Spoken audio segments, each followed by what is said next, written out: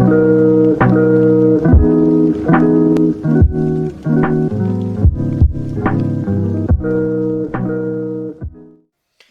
folks, and welcome back to another episode of Casting Conflicts. Of course, coming off the back of last match, an incredible 2-0 sweep by DA, reclaiming his spot at the top of the leaderboards over Asteroid. But today, we have ourselves another game that hopefully should impact the top of the boards very quickly. And of course, that I'm referring to is oooje taking on Jump. A great match setup for today. But Tweakin, what do we got for them? How is this looking? This is going to be the battle of the global buffs. And what I mean by that is both decks run 3 copies of armories, fat bards, blacksmiths. So I think a big portion of this matchup is who is able to get those global buffs down early and make those useful global buffs as impactful as possible. The main difference between the two decks with oooje is the Temple of the Five Gods, and with Jump it is Call of Aid. Both decks are doing extremely well in these matchup. oooje is currently undefeated right now in terms of games and undefeated. sets. Yeah. Yes, and Jump, had an early stumble in the earlier season, but he is still sitting at 50% for both sets and games. So you don't know what Jump's going to come out with. I think what's going to come down to this matchup is, can Jump get out his big units early? Can he play Call of Aid early? Can he get his Southport captain out early?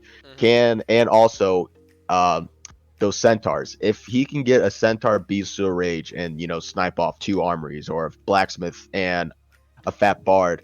If you look at oooje decks, a lot of his units are outside of Mordok. A lot of those units require those global buffs to become present. I mean, you have Lumberjack, Hostin City Guard, Maddie, Rusty Hooks, Rally of the Town, and Dragon Knight. All those units have less than 3 attack. So without those global buffs to pair with them, if you look at Jump's deck, I mean, how are they going to match up against, a Swordsman or Call of Aid or Dancing Swords? So I think it's whoever in this matchup specifically is who is able to get those global buffs down early. Yeah, who gets the ball rolling, I think, is going to be a great determining factor to how this matchup goes here. And really curious to see if Jump's deck can handle something like oooje's. Of course, oooje has been very well known in this season specifically to put down those early buffs, like you were mentioning, things like the Blacksmith, Fat Bard early, and then get this really unstoppable snowball rolling to where he can just crush his opponents very easily. So really curious to see if that comes true, but let's go ahead and jump right in to game number 1. All right, folks, and match number 1 now underway here. oooje opening up with a pretty nice hand, if I say so myself. Here you got the Maddie, Freezing Pillar, Blacksmith. Nothing really for the turn 1, but okay, there's Guard. Yeah, that was smart to keep the Freezing Pillar. Just looking at Jump's deck, you have a lot of those big units, the Northland Rangers, the Cannoneer. So having that Freezing Pillar will allow oooje kind of to work around those big units and to help him take them down. So that was a smart play by him to switch out the Blacksmith and keep the Freezing Pillar. Right, and we'll see if that benefits him in the end here as Jump now beginning to get his range online, the first wizard being played here. We do have the position to set up a pillar if we want to, but that could get a little dicey here. I think we're going to see a Maddie play instead. Yep, and that is the play. Yeah, I think it's a little bit too early to play the Freezing Pillar. You're not really too worried about one wizard. I would probably save that in case, a bigger unit comes onto the board like a Cannoneer or the Ranger. So and we do think just get the Maddie out. Yep. Maybe next play get into a Blacksmith. Get into an Armory or maybe a Temple, depending on how aggressive Jump is in this next turn here. I would probably go with Armory just because it's safer to have that additional health point, especially against a deck like this. And now even more so, now that we're seeing Blacksmith hit the board here, that health would matter just a little bit more. We can go in for, again, Pillar an option on the table here as well, but with things like Armory and Fat Bard in ooooje's hand, I wouldn't be surprised if he goes in that direction just to kind of beef himself up, to kind of keep up with the global buffs being thrown out on Jump's side. Right. He could play the Armory and then rush one Hostin City Guard forward. He's gonna go for the Freezing Pillar. Hopefully, Jump doesn't have anything that can pretty much wipe the entire board here. Killer rabbit, baby. Here we go. I mean, it does Yes, work for things like this. if Yeah. anyone watched Red last video with the rabbit, uh, I don't think we have anything to worry about this matchup. I don't think Jump is going to be running any rabbits here anytime soon. Oh boy, clarification. That was the Ice Age video. We saw a couple of rabbits because, of course, this one's going up later. But hey, regardless, we'll see what Jump's got in store for pillar removal here, if at all, if any. Looks like Maddie gonna hit the board here, generating another range unit. Okay, Mage Apprentice, not the worst. We can get a little minor spell off of that. We can position the Mage Apprentice to possibly take out this pillar without putting it in danger of other units. We know that oooje doesn't have any sort of reach in hand right now to even get to the Mage Apprentice, so it's not too You bad. you like to see that from oooje because now you get a little bit more value out of this Temple of the Five Gods here. Um, That's true. Yeah, it is at 1 health, so very easily removed by something like that big chain from Temple, which we are looking to establish now, it looks like. This will hit the board here, making a couple of these units just a tiny bit stronger here. Guard number 1 going in, creating some chain potential there. Guard number 2 following up. Acolyte can be able to do the finishing blow if we choose to, which it looks like we will. So completely removing that pillar, that wizard, excuse me, off the board here. Very similar names. Wizard, pillar, yep. I'm good at the English language here. But now, not a great position for Jump, I would say. I think there is one card in his deck that might... Ooh, yeah, ooh. that's going to help him a lot because now he can take out any unit at any point in time, Or any building. or any building too. Uh, will he use it this turn? It's hard to say. I mean, you are only working with 6 gold here, and you have a lot of units clumped together with the Temple of the Five Gods. So I'm not sure if he uses on the Temple. I wanted to say that he has a way to clear up most of these units. Uh, but we're gonna see what he plays here. I'm not sure outside, just looking, trying to remember his deck. I'm not sure if he has a lot of like multiple units down. Well, a card that you can spawn multiple Sword, units and though. kind of, I, yeah, a sword. But he I doesn't know have a that, horn. I'm sorry to cut you off here, but I know Jump, like, that was a perfect sword in position here. He could have walked up, swung at the pillar, connected to all these units, hence why the Maddie was positioned the way it was.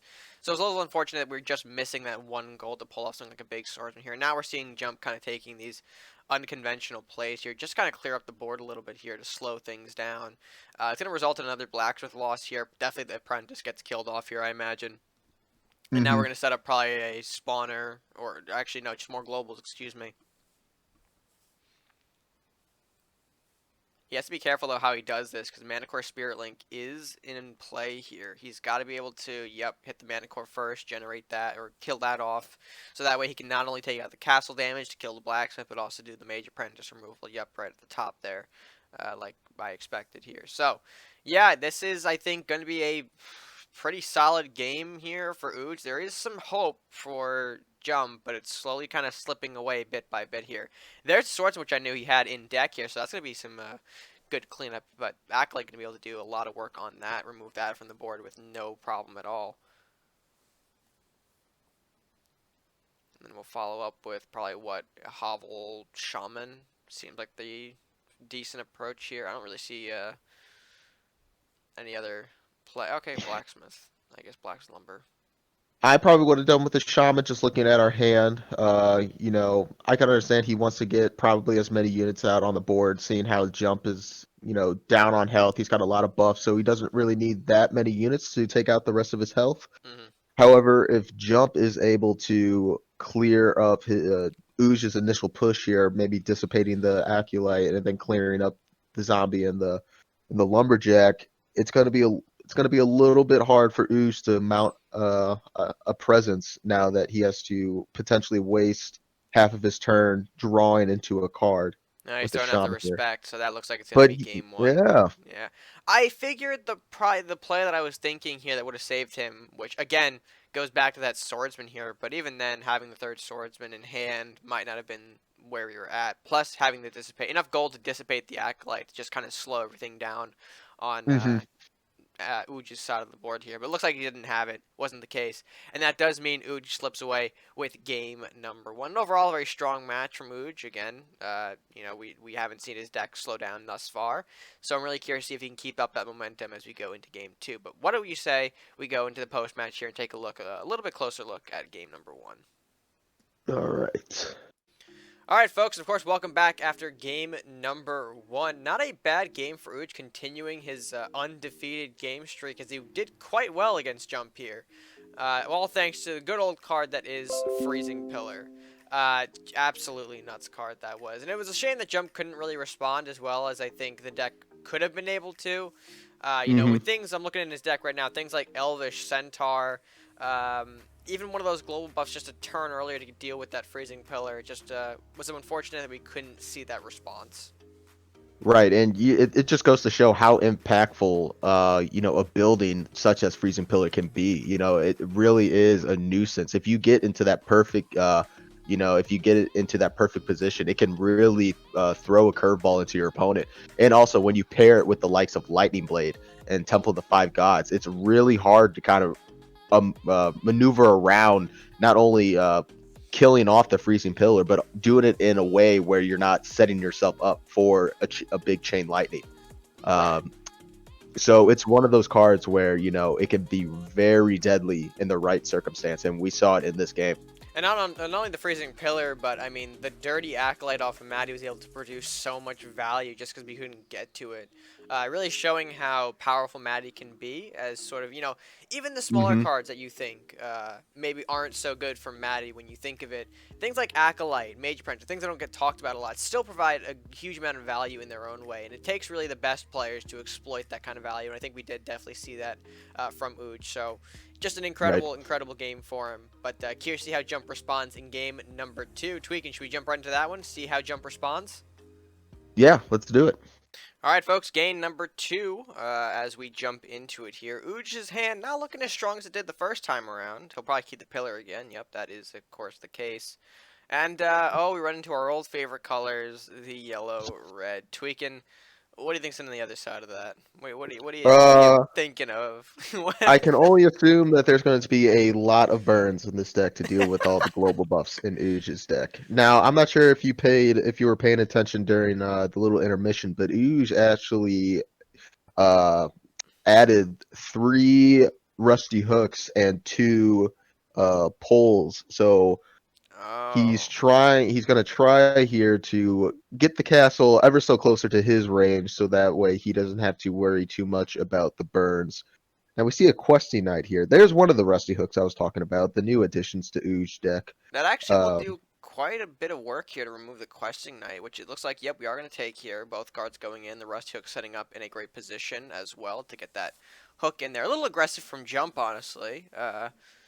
So I'm not really sure what he was thinking there, but the Questing Knight does kind of maybe put me on the idea that Knights might be in this deck, potentially. Maybe a little Lumi package, perhaps? Again, we only saw one card, so it's too early to tell.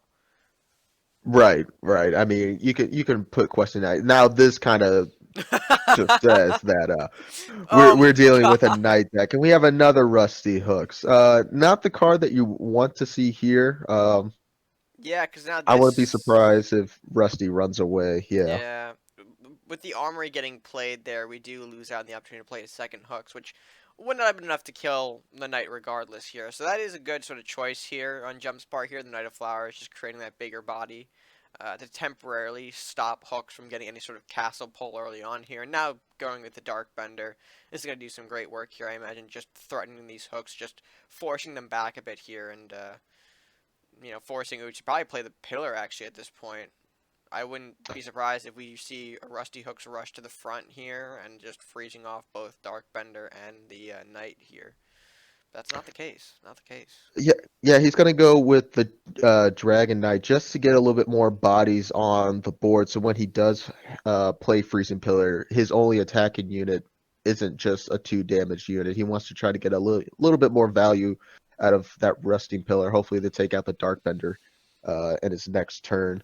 Now, all this could go up in smoke if Jump has a Dragonfire in his hand to play next turn, because that could take out The Dragon Knight, it could take out potentially the Rusty Hooks.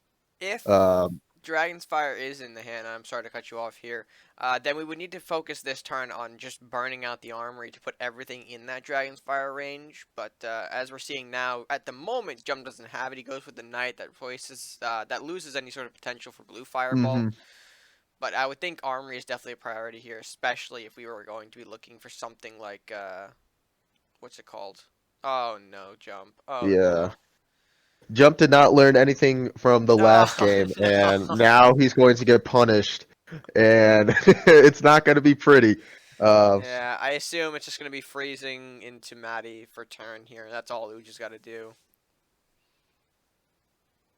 I mean, unfortunately, we don't have a chain set up in the hand right now to make this like really worthwhile. But we never know what we could draw into. This is the scary part about this game. You never know. I would play either the Maddie or the hooks, whichever one he's kind of feeling at the moment here. Goes for the Maddie. Yep, definitely to get that. Ooh, that wizard. yeah, Definitely on the more of a high roll spectrum. And he's kind of being aggressive here. He's pushing up with these units here, which is again somewhat of the right thing to do. Because you do have that second pillar, so even if you kind of lose out on this one here, you at least are positioning some units to make a better pillar play to follow up. Yep, yeah. nice freezing pillar. He's making Jump choose between does he want to kill the pillar or does he want to go and kill off the wizard, the faithful Drake, and the Maddie below. He's kind of separating his sources and kind of making Jump pick which side he wants to focus on, either the top or the bottom, But which is now, smart. I know a lot of players would kind of when they play a freezing pillar, they would focus all their units towards the freezing pillar just to get max value out of it after they take off the freezing pillar. So this is actually a smart play from oooje. I like this play a lot. right, certainly. And we'll probably see, yep. Oh, no, he's got the coin for Lumi, Oh, yes! oh, Oh, I figured Jump had to be running a Lumi package here, and it does take shape now.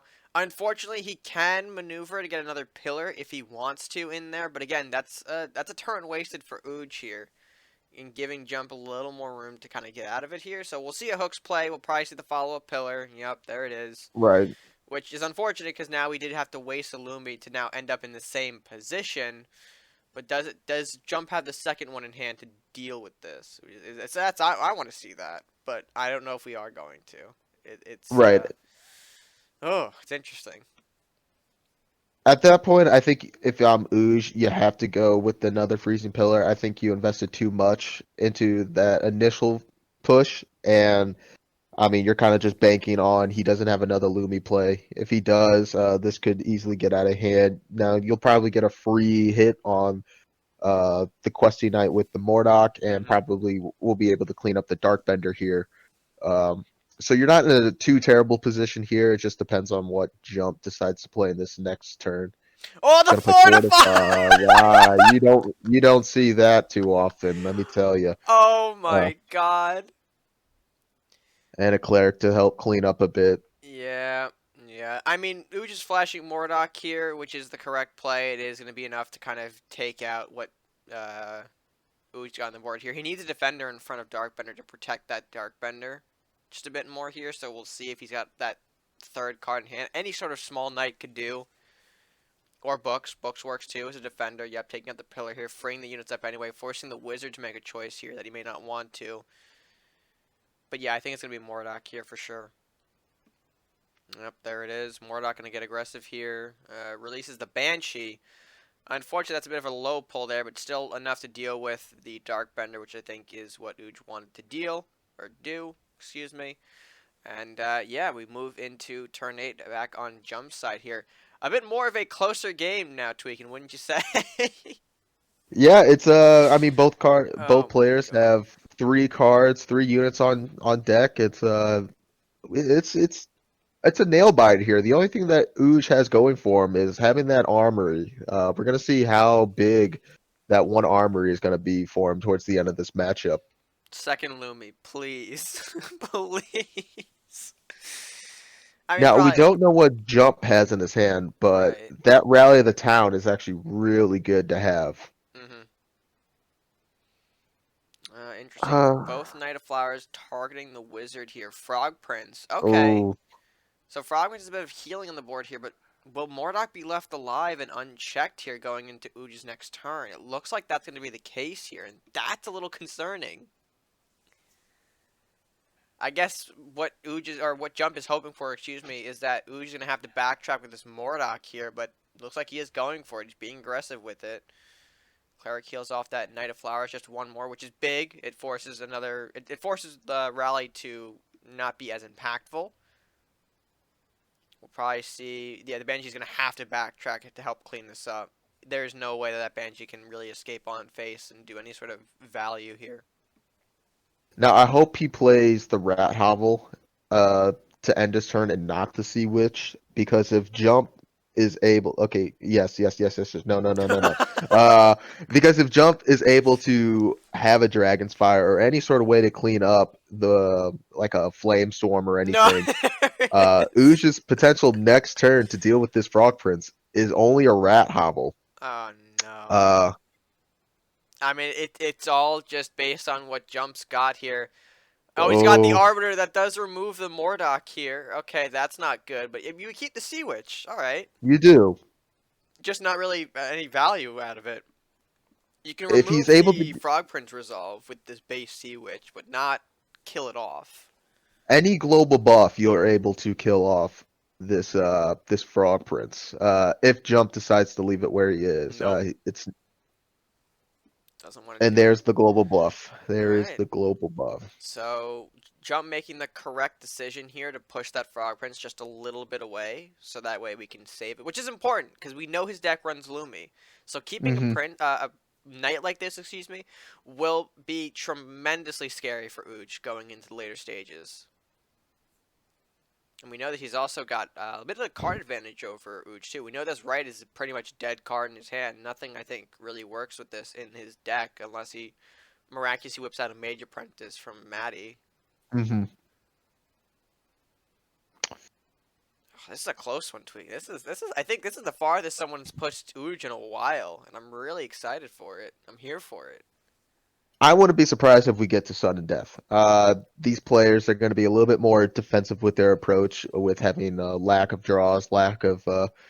Okay, now that's a game changer. Oh, That is a game changer. absolutely. Practice hits the board. Unfortunately, if you're Ooj, you might have to trade in a lot of units to get that off. Oh, and Or the Lumberjack's not going to do it. The Lumberjack is not going to help clean this up. Yeah, this is a deadly situation now, because Ooj is forced to at least give Jump some tools to work with if he wants to remove the Craxus now. He can ignore it, of course, but it'll still kind of be a threat here. So he's pushing the Fat Bard back. That's good. He wants to protect the global buff. Sea Witch going up, smacking the Craxus armor here. Okay, it doesn't really do anything of value unless we push some pirates up to defend here.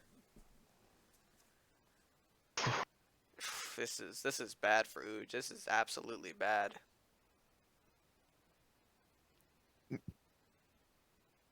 Alright, the pirates going in, the lumberjack coming out. That's fine, but oh, if there's a Dragon's Fire time, anytime, it would be now. Dragon's Fire, maybe a cheap unit into a swordsman would be good. Jeez.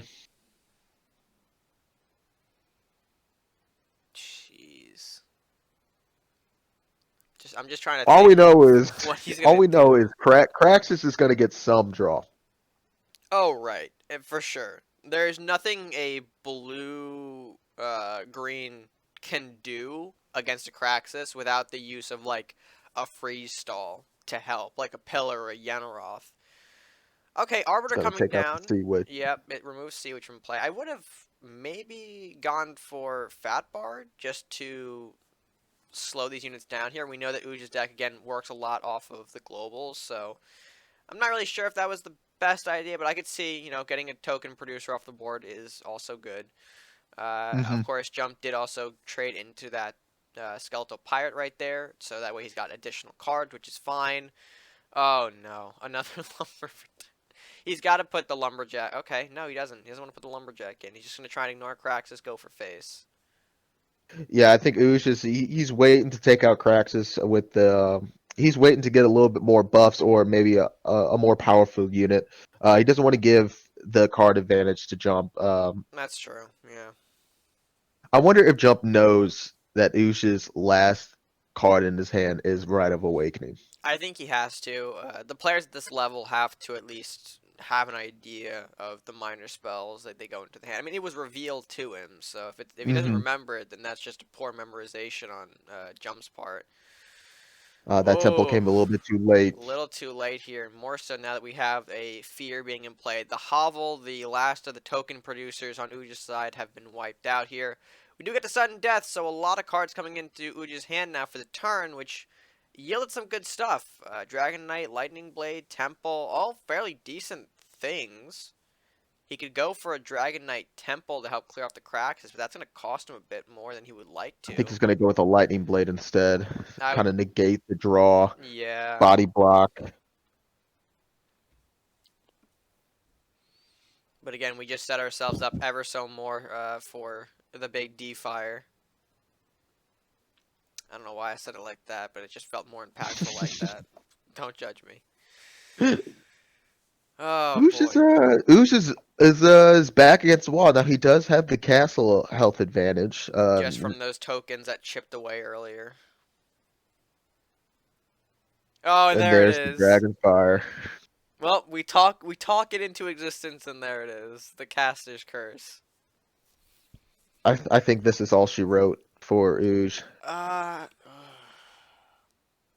Maybe a freezing pillar to no, stall. I mean, he needs a shaman now for draw, definitely, because nothing else in this hand helps. The L-Blade does actually remove the Frog Prince. He needs to play that this turn.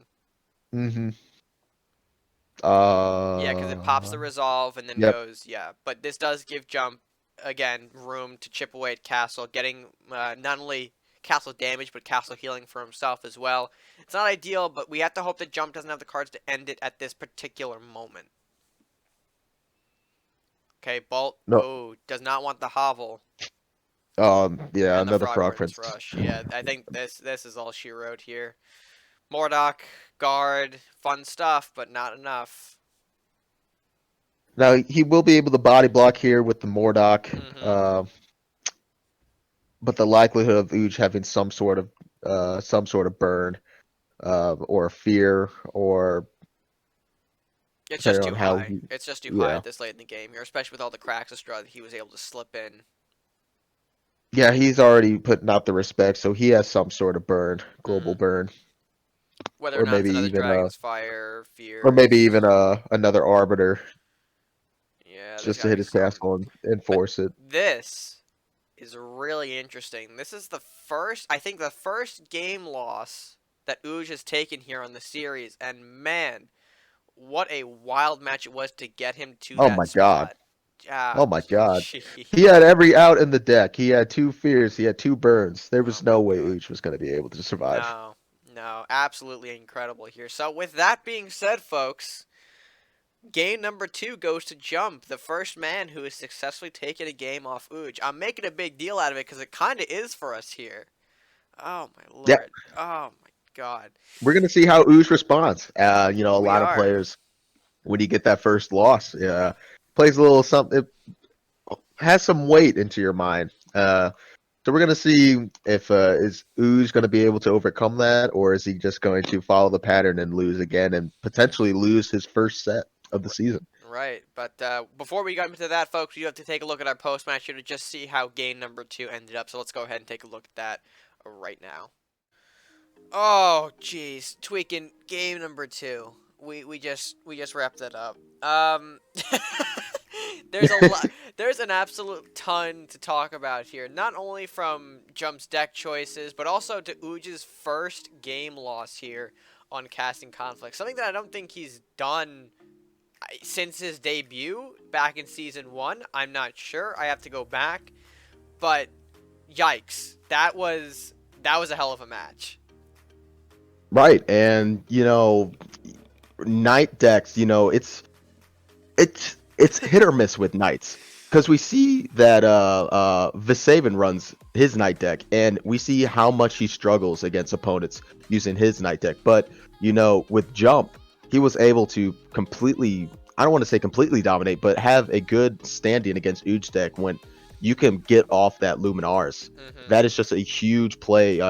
Basically it's just a 7 cost rack-a-bomb, and we can see just how impactful it was in this match, pretty much clearing up all of oooje's units and the freezing pillar, pretty much making oooje start all the way back from to turn 1 essentially. Yeah, I don't think his deck was very respondent to that. Like, once the first Lumi hit, he started to struggle a bit, but then afterwards, we even saw just him really collapse as the game went forward. I don't really know if his deck is suited to take on a thing like Luminaris, which, I mean, Hmm. looking by his deck right now, I mean, you were going it over earlier. Nothing is really super strong in this deck without globals, so without the things Right. like Armory, which I think Jump also took care of very easily. I mean, seeing Witch Bolt and Blue Fire at 3 here, he definitely had the building removal, so those globals can't hide in the back with, that much hand burn. And, Right. yeah, once the Luminaris hit, I don't think he could recover, but I mean, I think there was a bigger play that we popped for, which I don't know if you want to take some time to talk about that one. I know I certainly popped for it.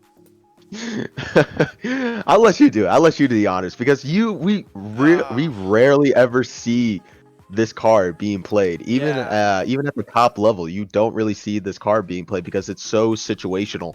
But when it does come into play, it's always fun to see. Yeah, and for those of you who don't know what we're referring to, obviously the big card of this match had to be Fortify. The surprise appearance to thaw out Darkbender to just whack that second pillar to really throw oooje off here, forcing him to use his Mordok to take out the Darkbender, to push it a little more aggressively maybe than he would have liked to.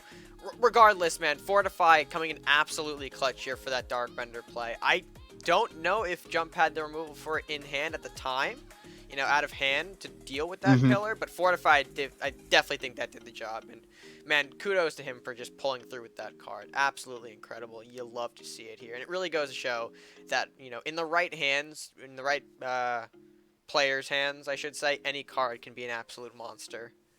Right. Jeez It reminds Louise. me of Asteroid's Burning Sun play back in season 1. Oh my Uh, god. Yes.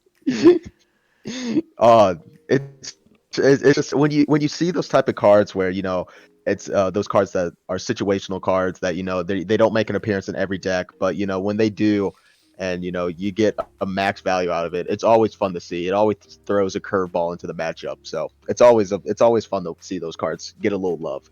Exactly, exactly. So I just realized I have 100% still on this board here. Let me just go ahead. I'm gonna do it live for the folks here. I'm not even gonna cut this.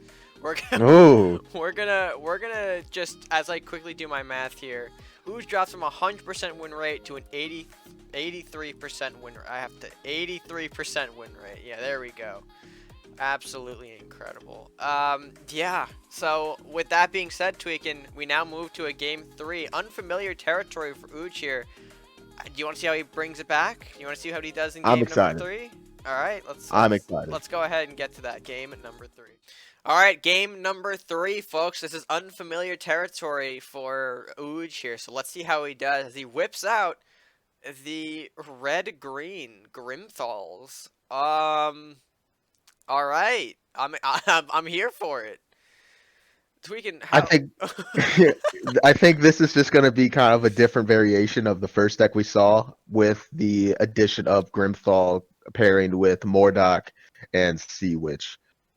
We saw how effective it was. His first global spam deck was against Jump's first deck. So can this be another easy win for oooje?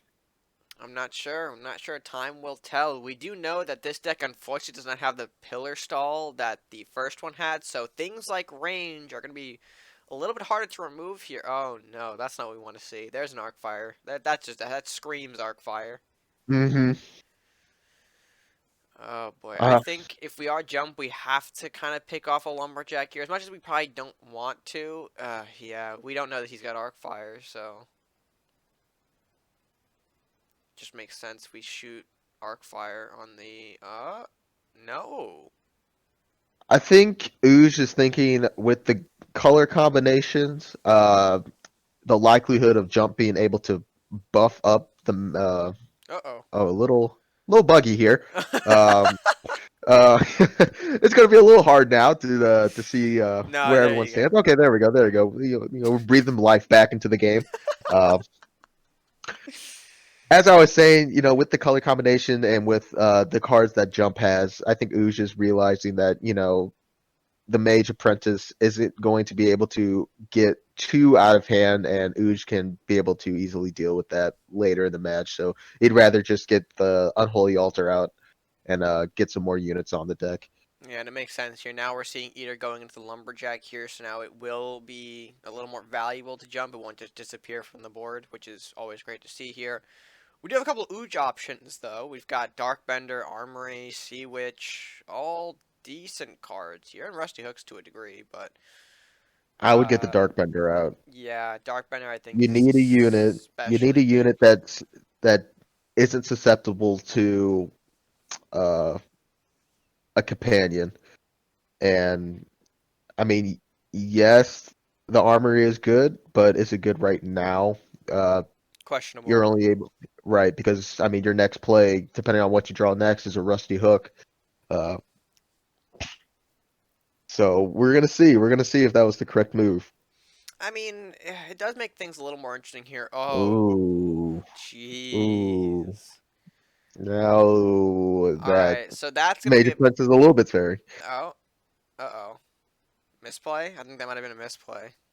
I'm not sure if that was a misplay.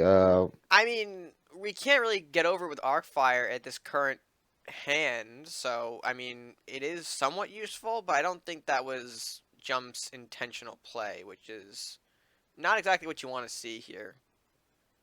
Yeah, I don't know if you want to burn it here. Grotesque, okay, good on that oh, weakened zombie here, getting us some card resources, making sure it doesn't die in vain. It does put the Eater just slightly over the Rusty Hooks, or yeah, it puts him over to remove it if we want to.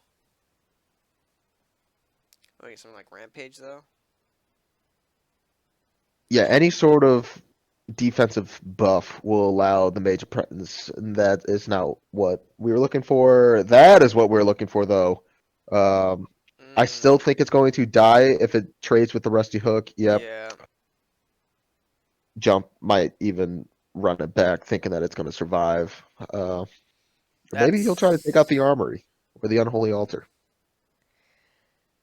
no, he's gonna Uh, threaten the armory for sure, right? But at that point, Ooh just is gonna see Darkbender Arcfire or Sea Witch Arcfire, just tunnel mhm. vision, pop that, and then just put Jump at a much bigger disadvantage. We have yet to see any companions in the first game and so far in this game. This would be a great time to get a companion out before he's able to play that Grimthrox command. Yeah, I mean, Ooge's flashing and he wants that power here. Call for aid going down. That's not what you want to see, Jump. I mean, granted, it's away from the Sea Witch, but I mean, I think Ooge's just going to follow up here. Sea Witch Grimthal, right? That's going to be the Hmm. play. Yep, beautiful. And we have enough to even Arcfire at the Blacksmith, putting that out of the picture here. And here, well, here come the skeletons. Here come the skeletons. I Oh, think this is already jeez. game. I Yeah, think this is already game.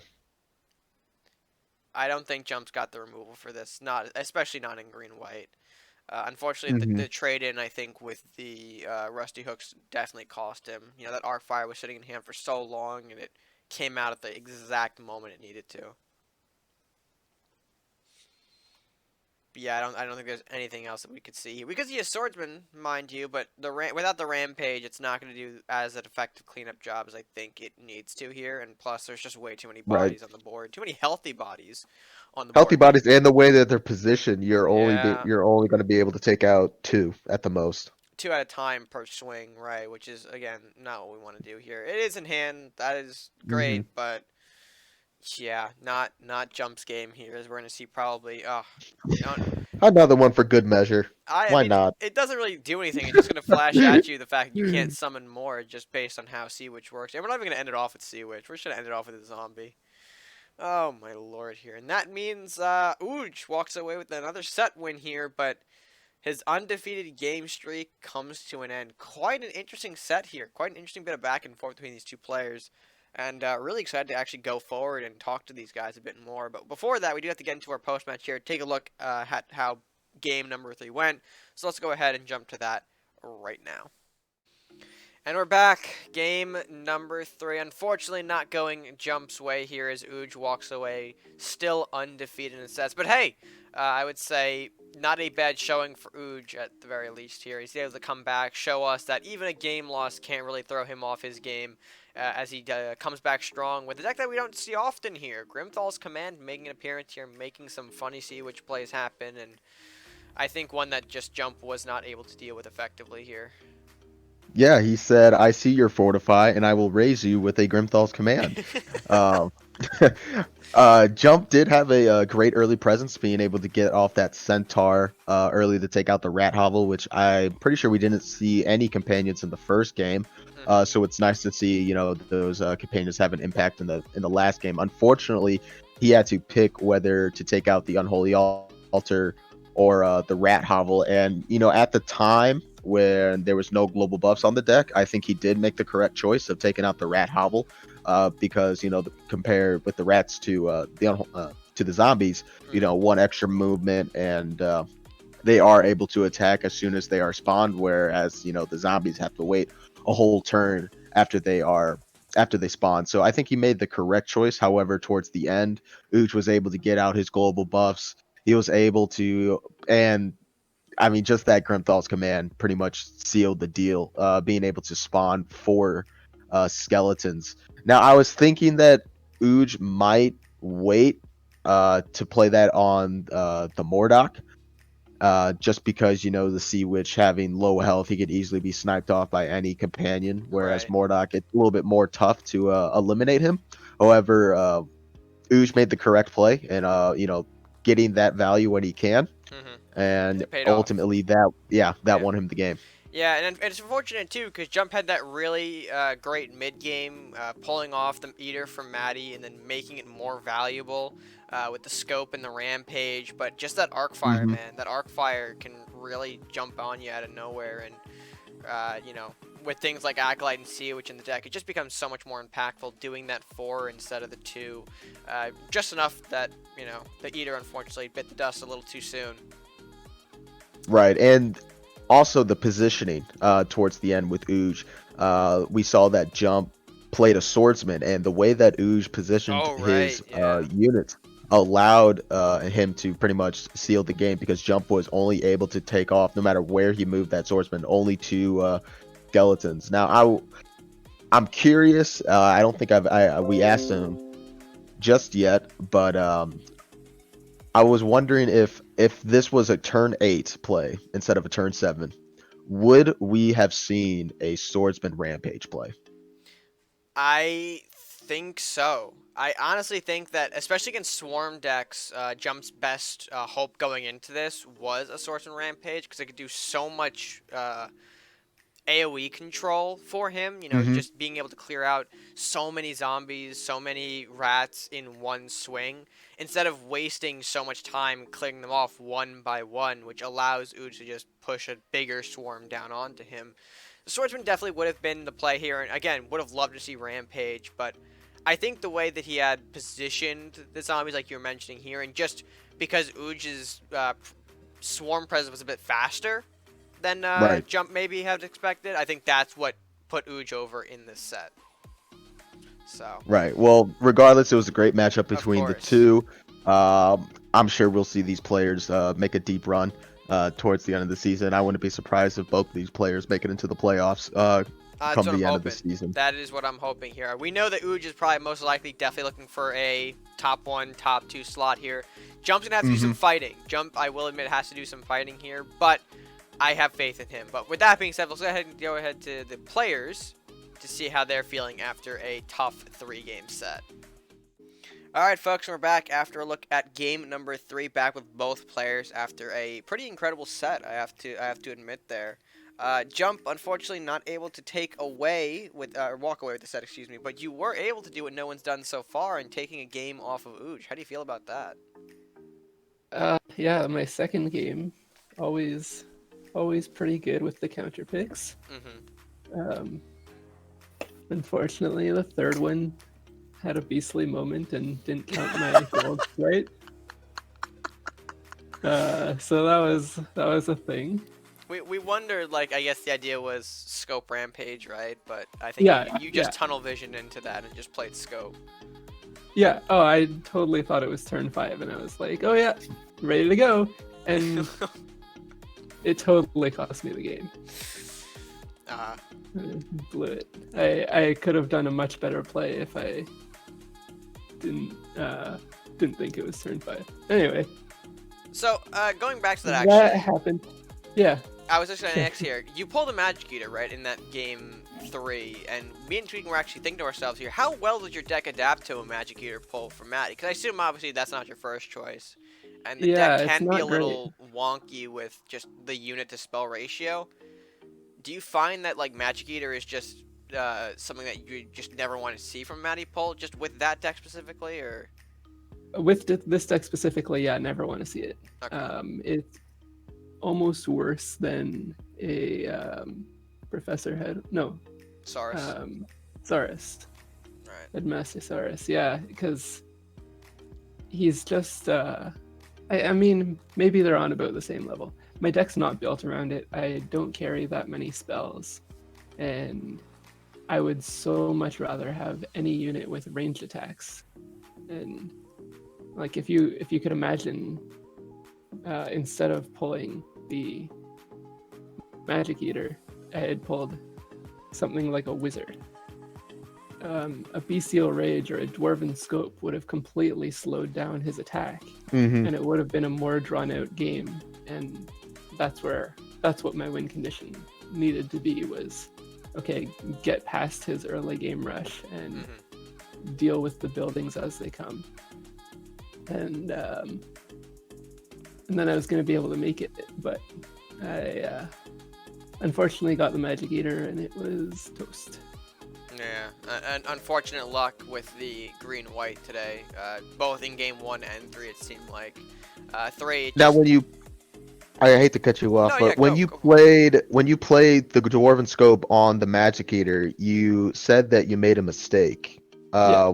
Was that a mistake? Was there a different move that you had planned, or because we were kind of confused Tweaking, we on went when you over. said it? We went over Oh, it. my bad. Okay, my bad. My thought was it's turn 5. I'm gonna play Rampage and Scope, and I'm gonna completely destroy his board state, and then that Whoops. didn't happen because I mathed wrong. Well, I didn't even math wrong. It says it right on the side. I just read it wrong. I'm a little slow. I'm lagging. I see. But and anyways, I guess it's just the deck matchup didn't work in your favor today. That's ultimately the question that I was gonna ask. I mean, how did you feel going into it? Was it strong, poor? You know. The matchup. Yeah, just going with the green-white initially here. Did you find you were gonna have trouble today, or did you think you were walking into it a bit more confident? Into oooje's deck, it's a difficult matchup, and then the final matchup with green red, I think that's about even. But yeah, we discussed where that one went wrong. Right. I can relate to that. But over on the other side here, oooje, how do you feel picking up another set win for the record today? Feeling pretty good? Yes? No? Yes. Very good. How did you feel about the matchup here, seeing the green-white? I mean, your deck, or at least your main deck's got options like pillars to just stall out the game a bit here. Did you find that you were going to have a easier time with today's matchup, or were you a little nervous? Talk to us about that. I feel like it was a pretty fair matchup, the first round at least. Right. And then we got to the second one, which unfortunately hit you with that fat Luminaris. That did not go well. Too much burn. Bookie. I'm guessing your deck just, like, once it's burned out and getting to that point here, it's very hard to recover, as we saw in that match. Yeah. Especially with only drawing lumberjacks. Right. And not a way to kill them. And then we got to game 3, which of course the great Grimfall's command making an appearance. You love to see it, but I guess we mentioned to it. Is that, I guess, a similar Swarm-esque pattern that you have, somewhat similar to the first deck, or is your deck? I think your deck 1 is focused more on castle pull, right? Yeah, just generally like Swarm. Okay. And basically the same ID, All right, not but too with bad. less pull, more swarm. And now, how do you feel going into the rest of the season here? Now you're no longer at that, undefeated top of the chain. Do you feel like that's gonna take a toll on you, or do you still feel confident enough to kind of push through the season, maybe even make it out with a top 1 or top 2 playoff slot? I'll keep on keeping on. All right, sounds good here. Tweaking, that's gonna be it for me. Anything for these guys? No, you pretty much hit everything that I was gonna say. If they're both really good opponents, so I wouldn't be surprised if we see both these players come the playoffs. Oooje is still undefeated in my mind. Yes, he lost one game. However, the stats are what are important at the moment. So for the players that have not matched up against oooje yet, I would be kind of trying to think of a way to counter his deck. So you already know what you're going to be getting into with the global buffs and the spam. So if you're paired up with them next, I would start preparing for them right now. Right, and with that being said, folks, let's go ahead and take a look at our leaderboards to close out this video to show how this set affects our standings.